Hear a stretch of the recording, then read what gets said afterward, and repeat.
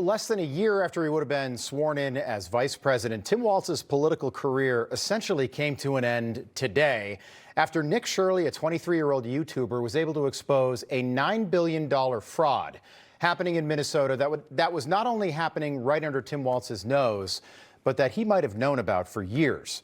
Walz announcing today that he will not seek re-election, blaming Donald Trump, conspiracy theorists, and everyone but himself. We've got Republicans here in the state legislature playing hide and seek with potential whistleblowers. We've got conspiracy theorist right-wing YouTubers breaking into our daycares, demanding access to our children. We've got the President of the United States demonizing our Somali neighbors and wrongfully confiscating funds. Donald Trump and his allies in Washington and in St. Paul and online want to make our state a colder, meaner place. All right. Donald Trump on Truth Social today with a lengthy post. He said, in part, quote, possibly Tim Walz could leave office before his term is up. He was caught red-handed stealing tens of billions of dollars in taxpayer money. Nobody is above the law. And joining us now for more on this is someone who called this out more than a month ago, has been talking about this for months. New York Times bestselling author of the new book, A Revolution of Common Sense, How Donald Trump Stormed Washington and Fought for Western Civilization. Someone you might recognize, Scott Jennings. Great to have you on, Scott. Thank you. Appreciate being here tonight. Yeah, it's great to have you. I'm curious. So Tim Walz could be vice president right now. Over the summer, he was on a short list to be the 2028 nominee. So great he's not running. Were you surprised that he didn't resign today? Not surprised he didn't resign. I mean, I think it's hard for politicians sometimes to come to grips with the idea that they've been caught. But this guy's been caught. I mean, let's be honest. He knows that not what's been uncovered is bad, but what is yet to come is likely even worse. That is why he is not running for re-election. He's been done in by hubris. He's been done in by his inattentiveness to the fraud going on in his state. And he was done in by a YouTuber who did the job that the media wouldn't do, which is go in and investigate this fraud in Minnesota that's all come on the watch of that man right there, Tim Walz. He is a buffoon. He is in over his head. He was a terrible pick by Kamala Harris, and there's never been a faster rise and fall in modern political history than that guy right there. Yeah, I mean, you got to think maybe Gary Hart, 1980s, different circumstances, of course. He had an affair. But this is quick. Like this guy a year ago, 75 million people voted for him, and now his political career is ostensibly over. He'll never serve, maybe, dog catcher somewhere in Minnesota. So he can't run from this accountability that he's going to have to face. Do you think he knew what was going on right under his nose in Minnesota? Yes. Look, this is a lot of this fraud's happening in the Medicaid program. Medicaid is run by the governor of the state. It's a state program. They take money in from the federal government. Most of it comes from the federal government, but it's administered by the governor and the state government that they run. And he and some of his people have also admitted that they looked the other way when whistleblowers brought the fraud to their feet because they didn't want to look racist for calling it out. I mean, that was one of the stated reasons for not doing anything about it. So, yes, I think they knew about it. I think whistleblowers told them about it. There are even some reports that they tried to penalize or punish whistleblowers for bringing it up, all because it's a political constituency. The Somali community there, I mean, my gosh, they even changed the state flag to look like the flag of Somalia. That's how much of a political constituency it is for Tim Walz. So, yeah, I think he knew. I think he did nothing. And I think he ought to be held accountable for it. Yeah, I think Eric Holder ran the vice presidential vet for Kamala Harris, and how all of this was missed, deliberately or not, is pretty remarkable. Remember Tim Walz's wife? Take a look. Her name is Gwen Walz. You just show me this. Turn the page, right? Turn the page. And you know what else that looks like? Bye-bye. Trump. We are turning the page.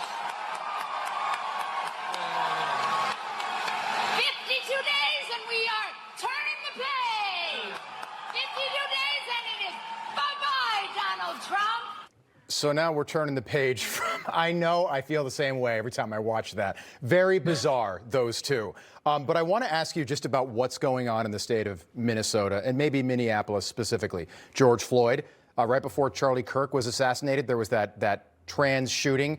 at a Catholic school, the Somali fraud that we're just finding out about, and now Tim Walz and his exit, which will come formally next January. What is going on in that state? I don't know. I mean, it's a weird place. The Democrats have promoted and elected strange people, and they have strange ideas about how the country ought to be run, about how their state ought to be run. And I think the people in Minnesota need to stand up for themselves. Your state doesn't have to be this way. Minnesota's full of very nice people, very hardworking people, great Americans. And yet their government there in Minneapolis and their state has been hijacked by a bunch of fringe radicals who are catering to a bunch of weird ideologies. They're looking the other way on fraud. Right. And they're catering to a constituency there in Minneapolis that, frankly, needs to be investigated to the hilt, which, fortunately, it sounds like the Department of Justice is doing. Well, I wonder if this opens the door for a Republican as governor in Minnesota, something we haven't seen in a while. Your book is a revolution of common sense, and I've always wanted to ask you this as your star has risen over the last several years. I've enjoyed watching you, and I've enjoyed watching what you do at CNN. You know what the green room is like here at Newsmax. You've been here. It's friendly. It doesn't matter what side of the aisle you're on. People are having a conversation. Is it awkward over there for you? No, not really. I mean, I'm a friendly guy. I like to get along with everybody. But are people friendly back?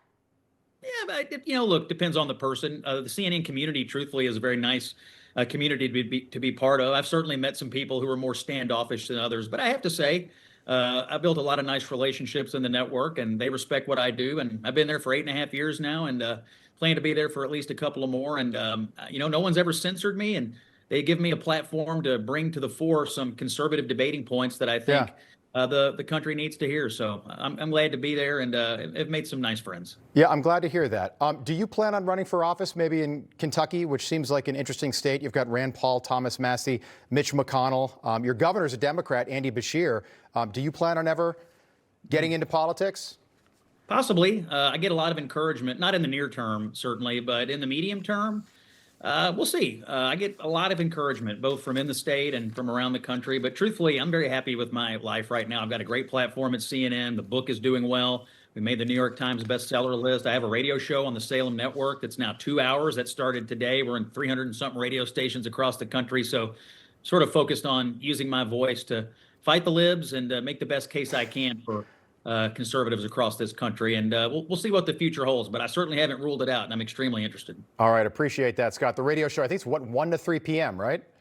1 to 3 Eastern every day. You can grab it wherever you get your podcasts. And we had a lot of great news today. We had Jim O'Neill from HHS broke the news about the vaccination schedule. I've got Vice President Vance coming on tomorrow.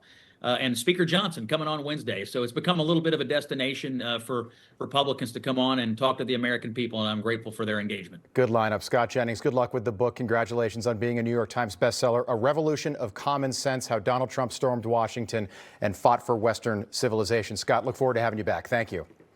Thank you, sir. Thank you. Information. Truth is freedom. Is Newsmax. It's real news for real people.